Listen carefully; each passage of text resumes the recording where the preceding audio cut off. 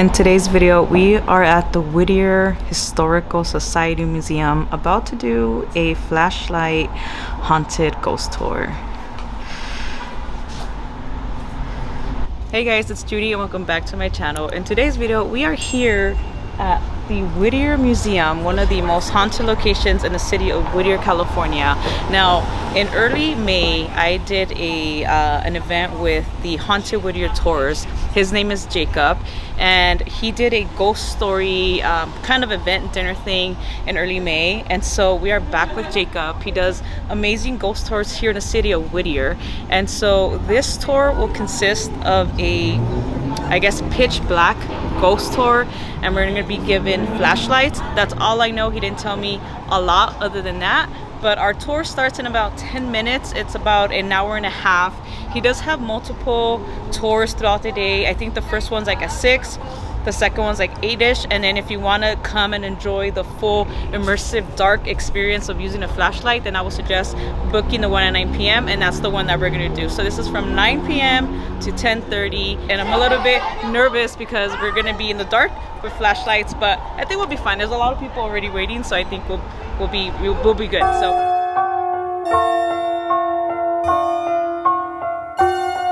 Before we start the tour, I just want to mention that a little history of the building here. This building was built in 1947.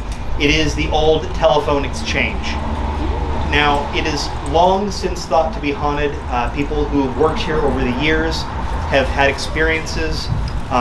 Lights have turned on and off by themselves. We've even had it happen on the tour. We've heard voices. We've heard all kinds of different things. Doors opening and closing, cold spots. Why is the building haunted? Well, we'll get into some theories on that, but Nick pointed something out to me that I hadn't even considered. But I mentioned already, this was the telephone exchange. So way back in 1947, in that era, if you needed help, if you had to call 911, there was no 911. You called the telephone exchange. So if you were in distress, the people here, they would have patched you through to the police or the hospital, the doctor. Some of those people probably died. This was the last place that their voice came through. Think about that. Now here's what's spooky about it. Telephones in this building that are not hooked up, that are part of displays, ring by themselves. It's happened a couple of times. And in fact, Nick has experienced it himself. In the other room, we have a sign that is on the wall. It came from a prism. It flew off the wall by itself. All right, ladies and gentlemen,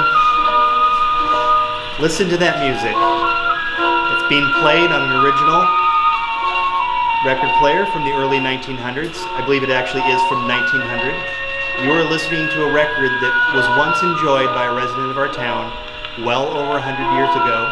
You are hearing what they heard. There's somewhat of a spooky vibe to that. Perhaps the music and the sounds will allow me to tell the spirits' stories. However, when they built it, it had another purpose. It's a purpose that they wouldn't have widely shared with the community. You see, what was going on after World War II? America went into a new era. It starts with a C. What was it? The Cold War.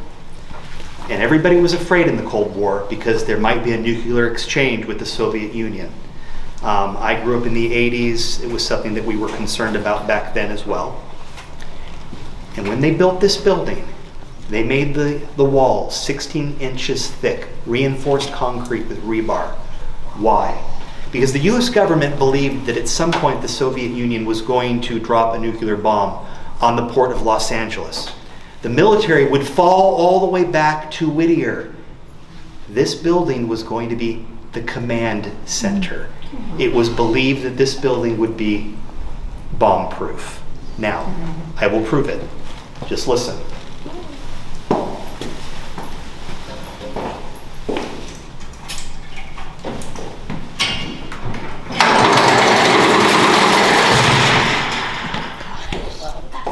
Those are the bomb-proof shutters that are still on the building all these years later. Now I want you guys to picture this. It is 1950. bombs have just dropped on the port of Los Angeles, and you are in this building, and suddenly you hear the sounds of all of those shutters dropping. Is there anything more terrifying than that? Thank goodness it didn't happen, right? But I'll let you think about that. Now, this is a display that is brand new. This is not something that you can come to the museum and see. These are some Cold War era crates that would have had supplies if that event would have happened. And so Nick, our curator, brought them out to share them with all of you, so you're welcome to take a look at them. Sign and said, this is a wonderful home, it needs some TLC, we gotta have it. And so they purchased it. Purchasing an old home, sometimes things stick around, right? And so they came into the home and they could see that it had not been well taken care of, and so they started making their restorations, and nothing really happened for a while. Until one day, they had a bunch of equipment, some saws and some other things, and they were unplugged, but they were in the other room, and the husband and wife were having lunch, when suddenly the saw went off by itself. They jumped up, they said, what happened? And the husband runs into the other room. The saw is on the ground. It's one of those circular saws. It has been plugged in, and the trigger is pulled down, and the saw is running, but there is nobody there. He walks in, he pulls the plug out, and he looks at his wife, no explanation. But that was the start of the haunting. Soon they saw shadow figures. There were cold spots that would develop in the different parts of the home. The wife said that there was one particular area next to the bathroom that she said out of the corner of her eye, it seemed like a woman was standing there staring at her menacingly. It was not a good feeling. But what happened next was really how this came to a climax. Both of them were sitting watching TV one night. It was around 9 o'clock. Out of the corner of the wife's eye, she saw a black, kind of a ball. It bounded from bookshelf to bookshelf and then flew across the room, and she watched it land on her husband's lap. It was as if claws had dug itself into his knees. He felt them like a cat. And when she was telling me the story, she said, we don't have a cat. That was enough. She figured out where the Atwood family was buried. They were in Rose Hills. She drove out to Rose Hills, sat in front of their graves, and she said, Atwood family, Mr. and Mrs. Atwood, we bought your home because we love it just like you love it. We want to restore it, make it a happy place the way you remember it. Please, let us work together. She said after that, everything changed. She said, for the most part, the haunting stopped. But every once in a while, she would see a shadow, usually by the bathroom. Every once in a while, she would get the odor of lilac. And then she would see the shadow as if the owners were still looking in on her, making sure that she was still taking care of the house the way she should. That is our warm-up story. We are going to invite all of you to come inside this house. We have some clocks in here. We have some vintage antiques. The clocks are not wound. Sometimes they wind themselves. Some people say that they've gotten some cold spots inside here, so you're welcome to all go inside. I will meet you on the other side. Yeah,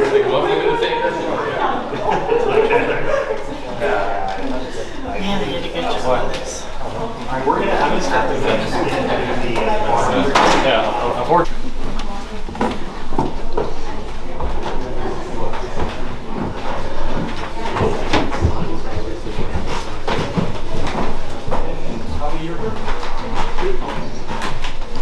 Whatever something. Wait, are we supposed to go through the pantry? I don't know. Are we supposed to go through? I don't know. Like this? She's pretty. Please watch your step. How many? Four. Okay. Wow.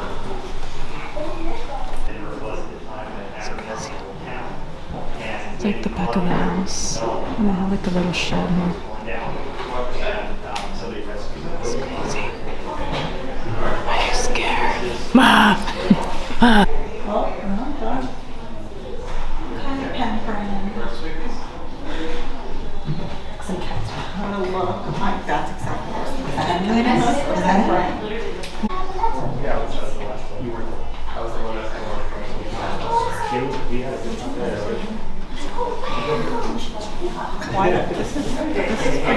It's for you. Yes. Yeah, we'll do that at night. It will be. We've been on the tour. All right, ladies and gentlemen, welcome to the barn room. I mentioned to those of you that didn't hear this, that just came in, this barn is made of reclaimed wood from an old barn that was here in Whittier. And you are kind of getting a view of what a barn in the early 1900s would have looked like. We were always an agricultural town. We had oranges, we had cattle, we had sheep, we had lots of stuff going on here. Oh, that was interesting. Somebody kicked a candle. Oh, was that what that was? Okay. Well, this is where we had the incident. This is where the that plow was knocked over in the first tour. At any rate, a lot of this land, this farmland, was one time owned by a guy by the name of Pio Pico, and this is him. Is that a name that any of you recognize? Yeah. Yep. Who was he? Pico Rivera. Yeah, Pico Rivera, which, by the way, do you know what it was called in his time? No. No. No, it was Picoville. Picoville, yeah. Governor of Colorado. That's right. He was the last Mexican governor. I always think it's funny when people say, "Oh, he was the last governor." It's like, no. We still have one. But he was the last Mexican governor. Now, let's talk a little bit about the man himself. Pio Pico was born a Spaniard at the old San Gabriel Mission. When sovereignty was passed from Spain to Mexico, he became obviously a Mexican citizen. But if you were to meet him, he would not have called himself a Mexican. He would have said, "I'm a Californio."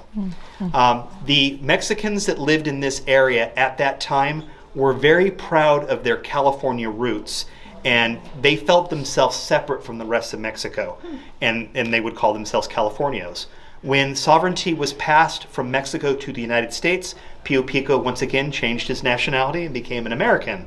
So a guy with 3 nationalities, that's good for anybody's life, right? Yeah. Now, when he lived in this area, he had a huge ranch. His land holdings were most of Whittier, and they stretched down to Camp Pendleton, and he even had land down in San Diego, and his ranch, my Spanish-speaking friends can translate this, was called El Ranchito. What does that mean? The little ranch. Yeah, but there was nothing little about what Pio Pico was up to. He was a very wealthy man. But sadly, later in his life, he made some bad financial choices, and he was forced to sell off a lot of his land. And he continued to make some bad financial choices, and he lost almost all of it. In fact, he tried to take out a loan. There was a very unscrupulous lawyer, big surprise, who Pio Pico never learned to speak English that well, although he could speak it. The guy gave him a contract that basically said that he would hand over all of his land to this lawyer and get nothing in return. Wow. So he lost it all. And so he died penniless. His house still stands by the 605 freeway. You're welcome to visit it. This is the story of a police officer that responded to a call in the middle of the night at Pio Pico Mansion. A phone call came in from a resident saying, "We have seen a figure inside Pio Pico Mansion. Some lights have turned on and off by themselves. Somebody has broken in." The 2 police officers arrived at the gate, but nothing was amiss at all. They looked around, they opened the gate and came in. At the time, they saw nothing. So he pointed to his partner and said, "Why don't you go around that way? I'll go around this way. We'll meet in the middle." And that's what they did.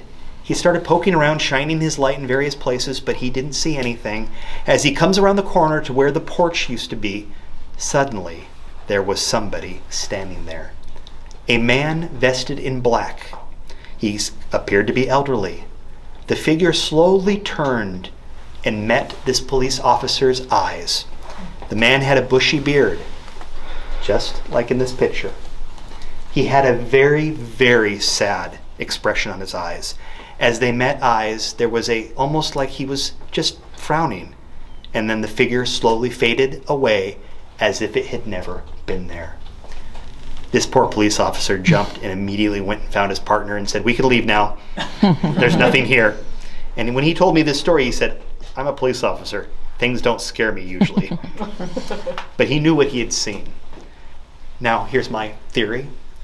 Pio Pico lost everything. But he knows that is his land, and he knows that is his home. So the melancholy expression makes perfect sense, and I think he just appears every now and again to remind people that he was once here, and he was once one of the great men of California history. Supposedly there was an insane asylum back there, and the inmates burned it down. I will tell you there's no historical truth to that, but we all grew up believing it. There's all kinds of stories. When I was a kid in high school, if people wanted something to do, they would jump in their car and drive Turnbull to maybe see a ghost. And many of them did, believe it or not. Now let's talk a little bit about the history, the true history of the canyon, and we'll go from there. Have we all noticed the tombstones? Right there. The clock wind itself and start ticking. I don't know if it's ticking now. It was not wound before the tour though. Also these figures right here, we've had workers. And this particular story came to me from a police officer. In fact, it was the father of my best friend. And he knew I was doing this tour, and one day my friend called me up. He said, you know, my dad would love to talk to you. He's got an interesting story. So I drove over his house and I sat down, and this is the story his dad told me. Now, at the time, this was in the 70s, and he was a rookie. This was the very first call this man took. And he heads over. They said that the resident of this home, it was off of Hadley, had been doing some digging to put in a sprinkler system, and he had found something. There was no explanation, just go over and check it out. So he gets there, and the guy is sitting on the ground with his hand over his face. He crossing himself. And he said, "Are you okay, sir?" And the guy he takes his hand, he points to a hole in the ground. Just go look, just go look. So Kurt, that was his name, walks over, looks down in the hole, and what does he see? There is a box. Part of the top of the box has been torn free. He looked a little closer. There is a dead woman in that box. Skeletal remains, but why did we know it was a woman? Well, he could see a dress, also long hair still clinging to the skull. Now, who was she? This is the part that's interesting. It was not a cemetery. Well, it wasn't supposed to be. You see, back in the 1920s, we had a hospital here called the Murphy Hospital. Big state-of-the-art hospital for its era. We'll talk a little bit more about it later. In that time, when they had unclaimed corpses, they had an agreement with the avocado rancher off of Hadley. He had a big ranch. They paid him to bury their unclaimed corpses on his ranch. Now 10 years go by. It's the late 1930s. I don't know if the price of avocados had dropped, but whatever it was, he sold his ranch. The land was subdivided, housing was put in, but he never told anybody. Over the years, corpses have been found in people's backyards. Exactly the way I just... The clock's ticking. Oh, is it? Yes. Yeah, every time. Yeah, we didn't wind it beforehand, so. Just let us know. Maybe we'll get lucky and it'll chime. It's the wrong time though. We've never had it on the right time. We've had it wind up on it. Now, I had a woman on my tour not long ago. After I shared this story, she comes up to me and she's like, "I live off of Hadley." And I said, "Oh, so have you ever heard this or experienced this?" And she's like, "I never heard that story, but," she's like, "I will tell you, sometimes in the early morning hours at late at night, a fog will settle in this area." She says, "A lot of people here have seen figures in that fog, including myself." She's like, "I never really had an explanation for it, but now with what you just shared with me, it makes perfect sense." Before we get going, I should mention, Whittier has always had a tradition of being a religious community. We were founded by Quakers. Obviously, a lot of other people came to this area as well, but we've always kind of maintained a religious aspect to our community. And because of that, we have a lot of very old churches. And I don't know what it is about old churches, but they all tend to have something, purposes. And it stands over in a community that today we call the Grove. But it had another name. Does anybody know what it was before it was the Grove? Come on, somebody here has to know. Does the name Fred C. Nellis ring a bell? The old juvenile hall, the prison. Now, It was a boys' home. it was a boys' home, that's right. Now, when I was a little kid, Fred C. Nellis was still operating, and there was a big giant wall around it. And I remember driving by it. I remember being at my grandma's house and her telling me if I wasn't a good boy, she was going to send me to Fred C. Nellis. So those of us that grew up in this area, you probably heard the same thing, right? If you grew up in Whittier, at some point somebody threatened to send you to Fred C. Nellis. Not Bosco? When the prison closed in the early 2000s, it sat vacant for many, many years. If you go onto YouTube and just type in Haunted Fred C. Nellis, you will find all kinds of videos of people that filmed things in those abandoned buildings. The most common thing that was heard over there is sobbing and crying. A lot of tragedy happened there, but let's talk a little bit about the history. The school opened in the 1890s. What had happened was, in that era, Whittier was going through kind of a depression. Land prices were dropping, if you can believe it, and people were getting up and leaving. And the city was so concerned that the community was going to disappear, they went to the state of California and requested that they built the prison in Whittier, hoping that it would support the community. And it did. Now, as soon as it opened, there were issues, allegations of abuse. And they brought in a man by the name of Fred C. Nellis. He was a businessman, but he seemed to understand how to deal with boys. And he turned that place around, and it became a model of how a reform school should operate. However, he left the job, he died, and they brought in other people. And they did not hold that vision, and the allegations of abuse started again. Now, the story I'm about to tell you is true. It has mostly been forgotten to history, but you will hear it here. It is the story of Benny Morales. Now, Benny was not a bad boy, but he lived during the Depression, and that was a hard time for everybody. He was arrested for stealing a car. They put him in Fred C. Nellis, but he was not going to stay put. He kept escaping. On his third time, he was threatened. And what they said is, don't do it again or you're really going to be sorry. Now, there was a reason that he kept escaping. It was more than he just wanted to be free, but we'll get into that. They put him into solitary confinement. And this is the sign that hung over the building where he was incarcerated. That is the original sign. When they put him into solitary confinement, for boys of that age, it was different than in the larger penitentiaries. He was in a single cell, but he was in a row with other boys. They could talk to one another. They actually passed notes to each other. When they put them in there, they took away all their clothing and put them in a jumpsuit, but took everything else away. We know that at 9 o'clock, the warden came in. He looked at Benny, who was asleep. He was under the covers, except his hands were over the covers. He said goodnight to the guards and left. From one of the other boys that was incarcerated, we know that a guard that he had never seen came in after the warden left, and he returned every boy their belt. He thought that was odd.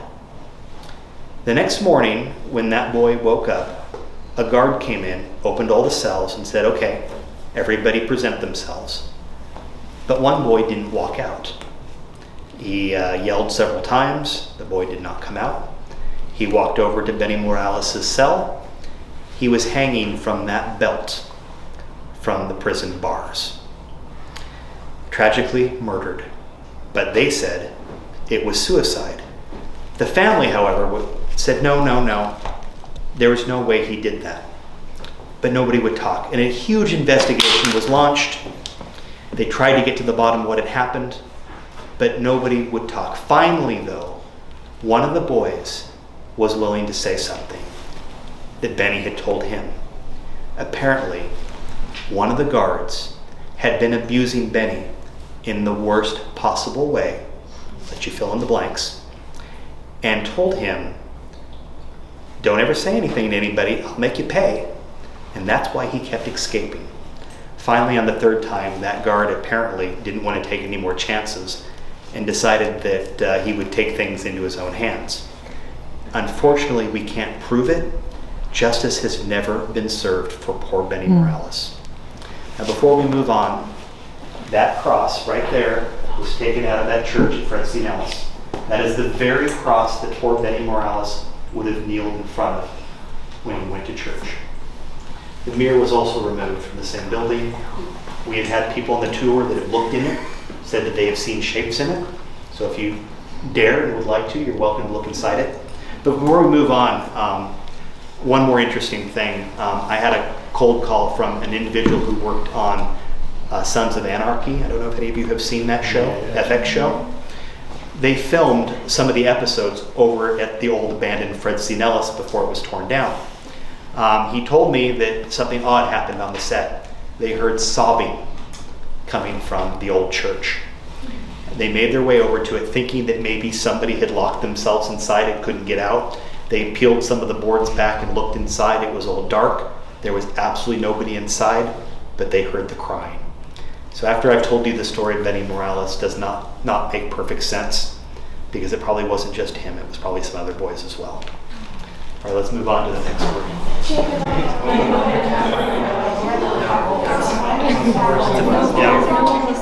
No, it's a face. That's a legitimate face. No, after the farm one. Right over here, we have the old grave registry from our original cemetery here. We also have pictures of Willett Dorland and his family, and also Archelaus Dorland, who was our undertaker. Now, I want you guys, I'm going to show you a picture. I want all of you to imagine what would a Edwardian era female undertaker look like. Okay, you got it? Mm-hmm. All right, let's see how close you guys got. Did you get it?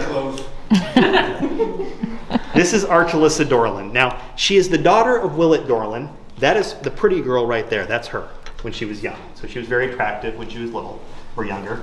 I guess working with dead bodies does something to you. Yep.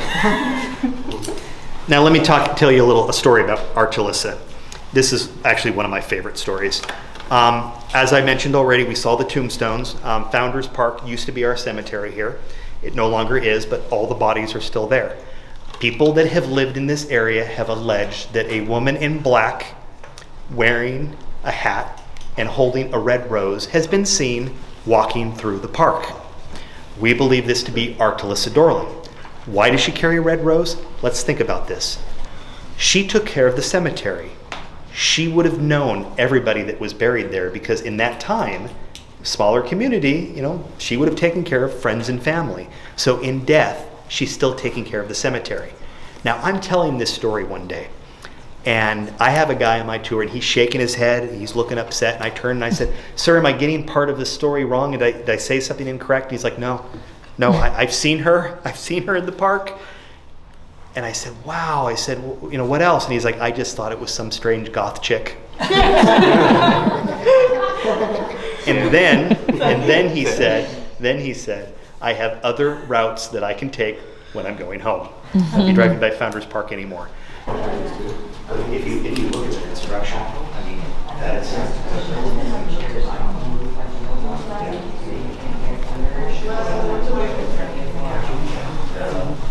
Oh, we'll be going in there in a second. That's where we don't. We had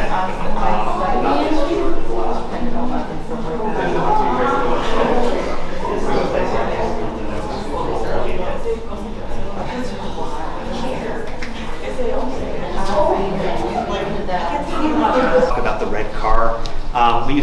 very good public transportation system in Los Angeles. If you lived here in Whittier and you wanted to go to Malibu, that was 5 cents. I know things have changed a little bit. What's the coolest thing you've seen here? Let's see. Not by saying just why I don't see.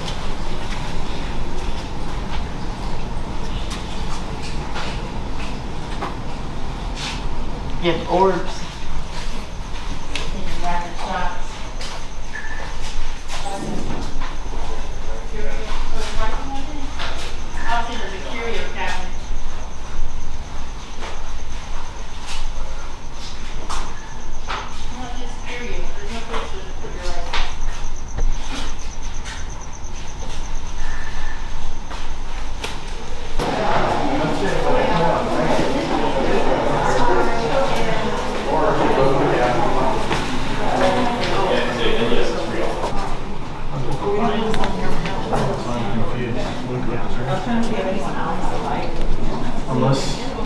Is that our last victim? All here. This story is an interesting one because it came out of the blue. And a couple years ago, a couple came on my tour and they called me. They said, we had a great time and our house is about to turn 100 years old and we're going to have a big party. Why don't you come and tell a couple of ghost stories? Okay, that sounds like fun. So I did my thing. And when it was over, the grandma comes up to me and she grabbed my arm and she's like, come on, I got to tell you a story. So she's an interesting woman. She has been in Whittier for a very long time. She was in her 80s. And her parents were what we would have called laranjeros. These are Mexican migrants that would have come up here in the 1930s and 40s. They would have worked on the orchards that were here at the time. So she had some deep communal roots in Whittier. And this was the story she shared with me. Now, her home was a craftsman home. It was right off of Whittier Boulevard. And this is toward the 605 freeway. Wasn't there at the time, but over by Pio Pico Mansion. So that gives you an idea. And as a little girl, she was sleeping and woke up for no reason in the middle of the night. And as she woke up and was kind of adjusting her eyes to the darkness, she saw a man in a cloak and hood walk in front of her bed toward the closet, and then he vanished. The man, the entity, the spirit, whatever you want to call it, didn't really pay any attention to her, just walked by. This happened a couple of times, and she always woke up to see it. But she wasn't overly afraid because as a good Catholic girl, she recognized him because she'd seen that sort of figure in old paintings in the Catholic Church, a Spanish monk. She told her parents about it. They said, no, you're not seeing anything like that. There's nothing here like that. But she knew what she had seen. Some months went by and she again woke up in the middle of the night, and this time it was different. He stopped in front of her bed.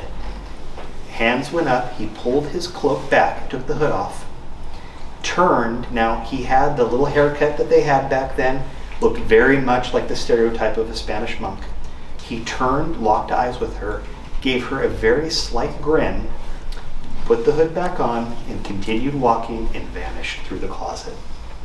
Now, when we were talking, I said, I have an explanation for you. And she's like, oh, I already have one. I said, well, what do you think? This is what she said, and it was what I was thinking. What was the name of Whittier Boulevard back in the 18th century? Does anybody know? Come on, we don't know our California history? If you drive down Whittier Boulevard, you might see some green bells. They say on them something. What was it? El Camino Real. It's the old Spanish highway, the King's Road. It linked the missions. You see, back in those days, if you were a Spaniard living here, or even a Native American, you could travel one day on the old Spanish road between the missions. So you could, you would stop there and get help or food or whatever. Now, travel in the 18th century, we know that would have been very dangerous. Things were a little kind of wonky back then. And I would imagine that there were Spanish monks that probably died of maybe being attacked or diseases or whatever, but would have been buried along the King's Highway. and those graves would have long since been forgotten, and then homes were developed. And so what I think is that Spanish monk is still making his journey all these years later. Give that some thought when you go to bed tonight. And you wake up at 3 a.m. the night from Haunted Whittier and the Whittier Museum. Thank you very much. You were wonderful. Thank you very much. I hope I see you guys in the future. We are working on some new tours. We may possibly be doing one inside Pio Pico Mansion in the future. We don't know if that's going to happen yet, but we will be back here in August. Tell your friends. We'd love to see some of you in the future. All right, you guys, so that wraps it up here at the Whittier Museum. This is my second time doing a tour with Jacob from Haunted Whittier Tours, and he is so knowledgeable with the history and the ghost paranormal stories. It's unbelievable. I highly recommend any tours that Jacob offers. I'll put all the information on the description below. You are from the SoCal area, Los Angeles, and you're familiar with Whittier, you definitely want to do these tours. There's so much history and paranormal and ghost stories in Whittier, and if you have people, friends, family that live in Whittier, they'll probably tell you about these ghost stories too. So it's always fun going to these events, and if you go, I highly recommend picking the 9 p.m. slot because it was pitch black. And if you want to bring your own flashlight, please do. I thought we were going to be given flashlights, but we didn't, but other people brought theirs. We were kind of using the light on our cell phones. That worked too, but just a little tip, if you do want to bring flashlights, they do allow it. And it was just fun to tour the whole museum with the lights off. It was kind of a little bit more spooky, but the museum is also free if you want to go during the daytime and not do the ghost stuff. You can go during the daytime. I think they're open from 10 a.m. or 11 a.m. to 4. So I'll put the link to the museum too in case you want to do the free tour. And yeah, I had an amazing spooky Saturday night. So if you guys enjoyed the video, make sure to stab it on the way out, and if you're not subscribed, make sure to subscribe to my channel, and I will see you guys on the next one. Stay spooky and happy Halloween.